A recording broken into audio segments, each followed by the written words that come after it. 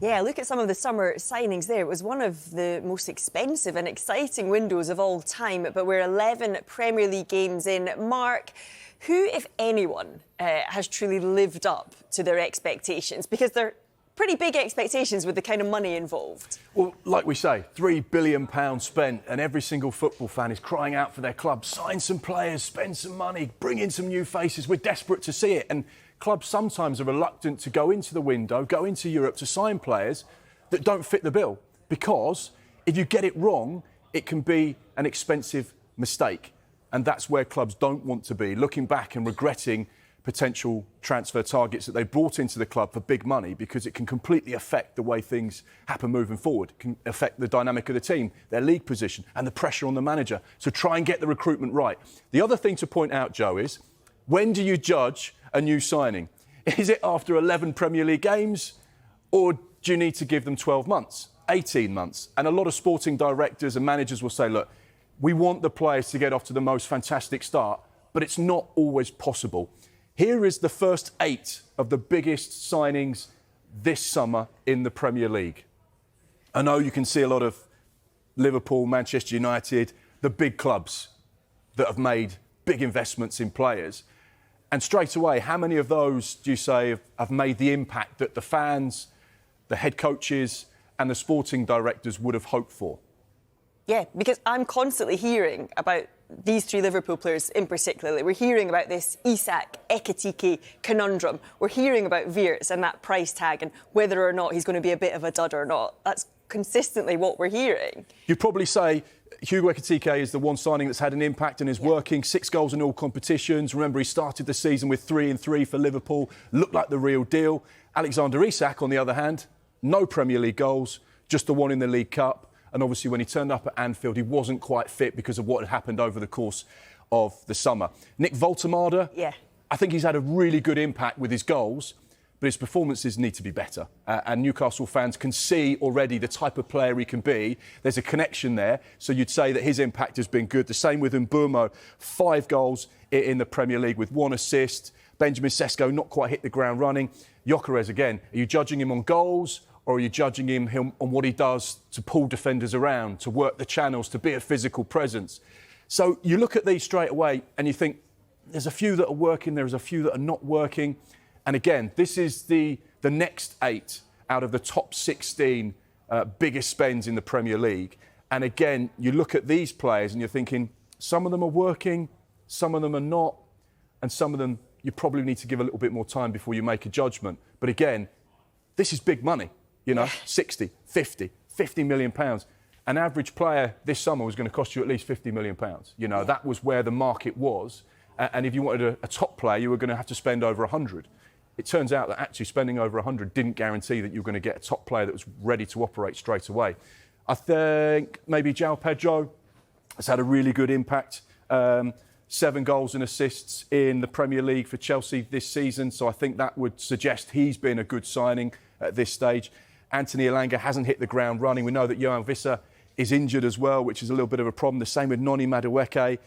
I watched Jamie Gittings play against Wolves in the League Cup a couple of weeks ago. Looked sensational for Chelsea. The problem is, Premier League, 0 goals, 0 assists. Not got as much game time as he'd like. The same with Xavi Simons as well at Spurs. And just a couple of other potential players to look at. And these are the biggest signings for Everton, Nottingham Forest and Fulham. And straight away, Amari Hutchinson there in the middle for Nottingham Forest. I loved him at Ipswich, watched him in the Championship. I thought he was sensational for Kieran McKenna. Not worked so far at Nottingham Forest. He hasn't had a single Premier League start. Tyler Dibbling from Southampton. Again, we know that Jack Grealish has been brilliant. So therefore, his impact in the team has not been as great because he's had to get past a really talented, experienced player in Jack Grealish. But again, at Everton, that one's not quite worked out. The same with Kevin at Fulham, their record signing. They were hoping he'd have an impact from Shakhtar Donetsk. As of now, 2 Premier League starts, no goals, no assists. So fans, wait, be patient, and just desperately hoping your club go out and spend money is not always the right thing to do. Yeah, patience. That is the key. You tell him. Yes, I will. Right, let's just finish with a transfer update now. West Ham looking to do some business in January, Mark, involving what's going on? Adama Traore. Yeah, this is a really fascinating one because you've got Adama Traore, who really came to prominence at Wolves under Nuno. So there was a relationship that was built at Wolves and a very successful period in the club's history as well. Our information is that West Ham retain an interest in potentially bringing Adama Traore to East London over the course of January. 8 appearances, all from the bench in the Premier League so far this season for Fulham.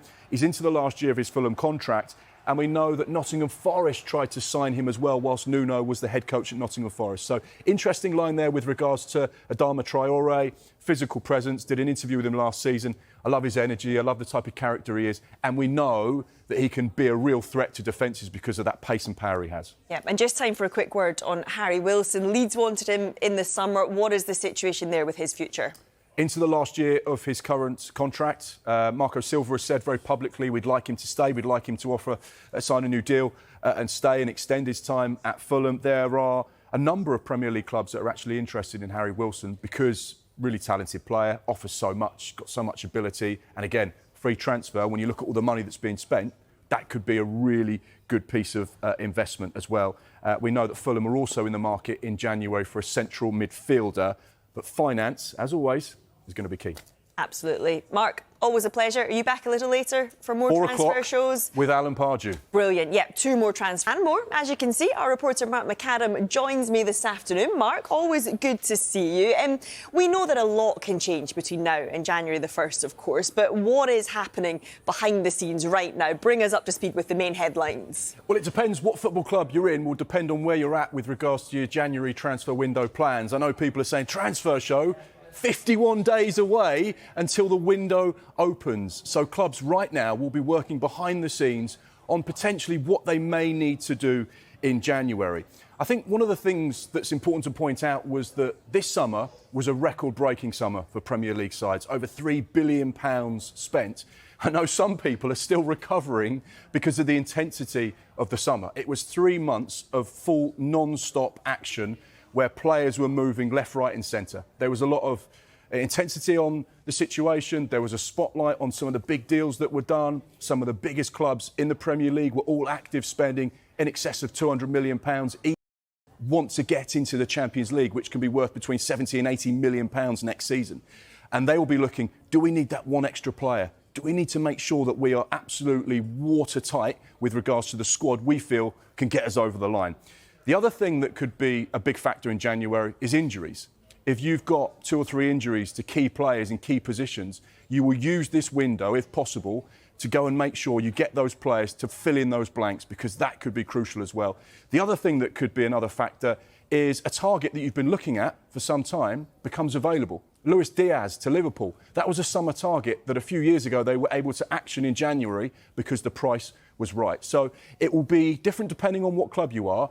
But everyone will be looking at this window in a different way, whether it's because they need to do something because of their Premier League position or to get over the line or because they've got injuries. Yeah, lots to talk about this lunchtime. We're going to talk about Manchester United now because 11 games in, United are 7th, ahead of Liverpool and a point off the top 4.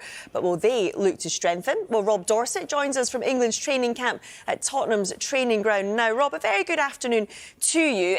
So are United content with their squad right now?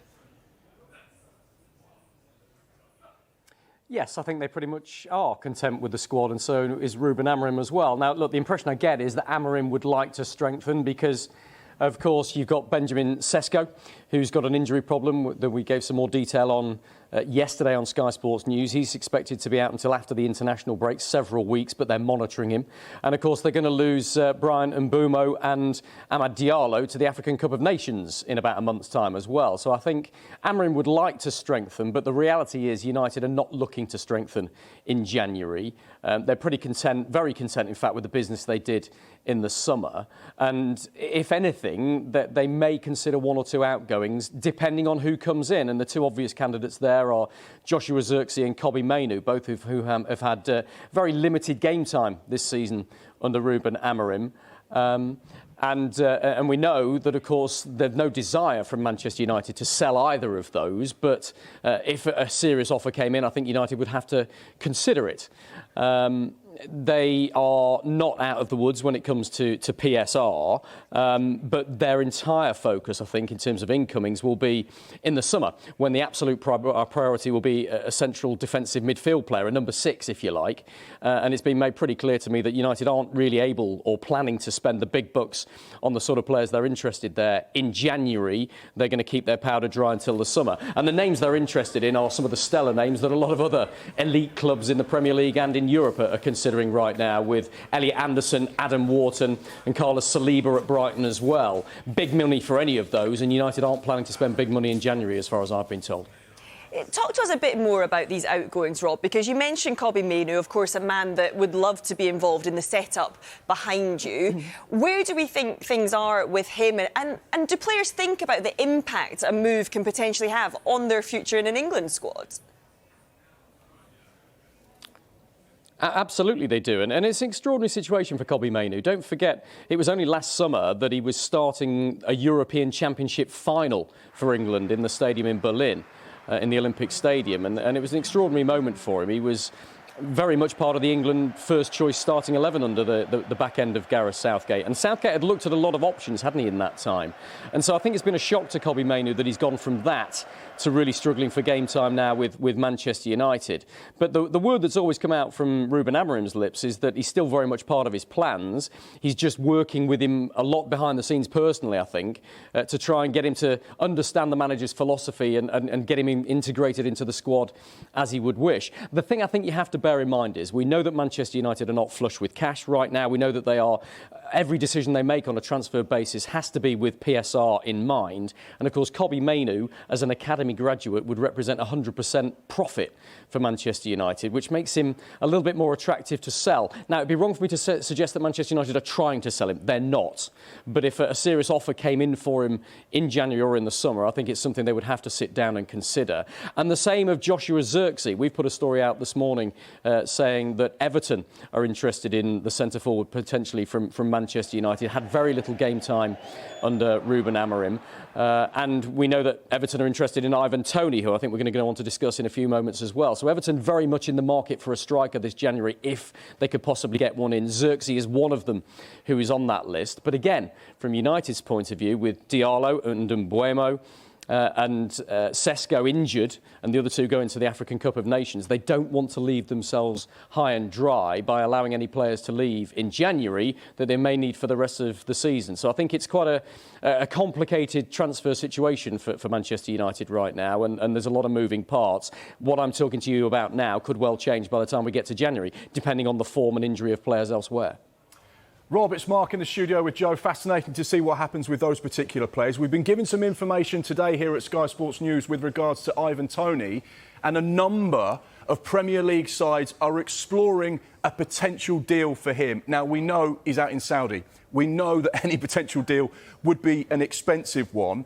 He last played for Thomas Tuchel in June and is not in the current squad. Just remind us about Thomas's thoughts with regards to players that aren't playing, what leagues they're playing in ahead of the World Cup, because like you say, that will be the thought process for so many players heading into January's window.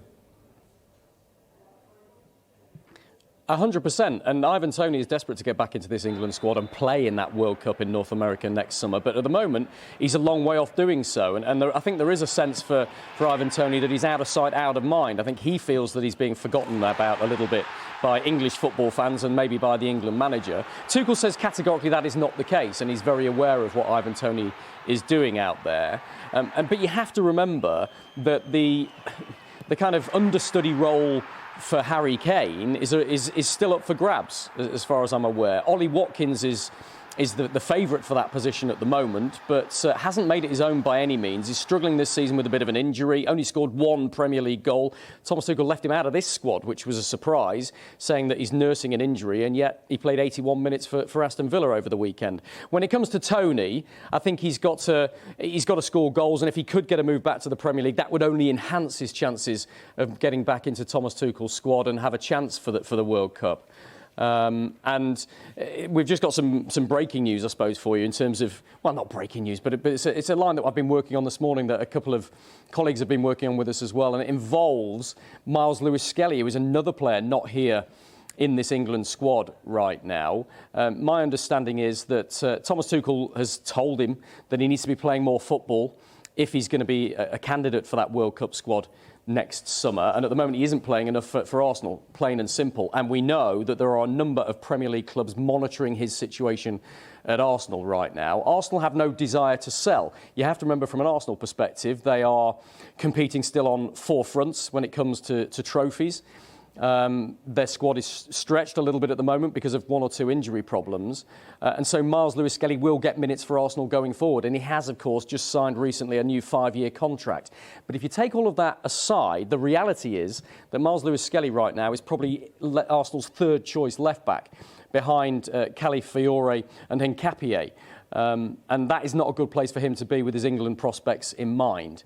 That's why Thomas Tuchel has said to him, you need to be more than just a good tourist, was the exact phrase that he'd used when he was talking about Miles Lewis-Skelly. And if Arsenal were to consider selling him, of course, another academy graduate where 100% of his transfer fee would go as profit in their PSR accounts. So that will appeal to Arsenal in the long term, but Mikel Arteta sees him as a very important player. He's not his first choice in the Premier League right now, but still very much an important part of the squad. Again, would be really interesting to see in January if a Premier League club or a European club came in with a big offer for Miles Lewis-Skelly. Would Arsenal entertain that? They're certainly not encouraging any offers like that right now. And we shouldn't forget he's only 19 years old and his development is still on an upward trend. But yeah, Miles Lewis-Skelly, one to watch, I think, in January and see if there is any appetite from clubs coming in for him. OK, Rob, for now, thank you very much. Well, someone with the England squad right now, despite a badly bruised foot, is Marc Guehi. And whether he leaves Crystal Palace in January or in the summer, it will be a big talking point. Mark McAdam, just bring us up to speed with this Guehi situation. Yeah, he's been fantastic, hasn't he, for Crystal Palace over the years. A key figure in all of their success. And what a guy off the pitch as well, which I think is attracting a lot of interest because of the way he's handled himself in this situation. We know that he had a potential move to Liverpool on deadline day that ended up not happening. The summer before that, there were 4 rejected bids from Newcastle in their pursuit of Marc Guehi. That one didn't happen. And with all this noise and speculation, he's just continued to do what he does well, and that's be at the heart of that Crystal Palace defence. Personally, Marc Guehi, his representatives, his dad, who's heavily involved with what he does in his career, are all relaxed on the situation at the moment. They're obviously speaking to possible candidates. We know that on January the 1st, he can sign a pre-contract agreement with a side outside of the Premier League, which means the Bundesliga, means La Liga, means Serie A. So he potentially is just a matter of days away now from signing something with someone else. We know that Liverpool still retain an interest in Marc Guehi, and centre-back is a position that they're looking at, whether it's in January or for next summer, because Ibrahima Konate is another player that's going into the last year of his deal at Liverpool. And in October, Oliver Glasner said Marc Guehi has told the club that he's not willing to sign a new contract. He wants to see what options are out there. He wants to look at the next chapter, and he doesn't believe right now that is with Crystal Palace. So there's been quite an open transparency from Palace, from Marc Guehi, from his representatives, and there's a respect there because of the way he's handled himself and the way he's operated despite all of this interest. We know, because we spoke about it on the transfer shows last month, that there is an interest from Bayern Munich, who are in the market for a centre-back as well. So that is definitely one to keep an eye on. But there will be queues around the block and back again for this man, particularly if he's a free in the summer. Yeah, you mentioned Bayern, and we quite often see a bit of a knock-on effect depending on what's going on at other clubs, because they've got their own issues to resolve with an out-of-contract centre-back, don't they? What's going on? Yeah, Dayot Upamecano, 27 years old, going into the last year of his contract now. He's a free in the summer.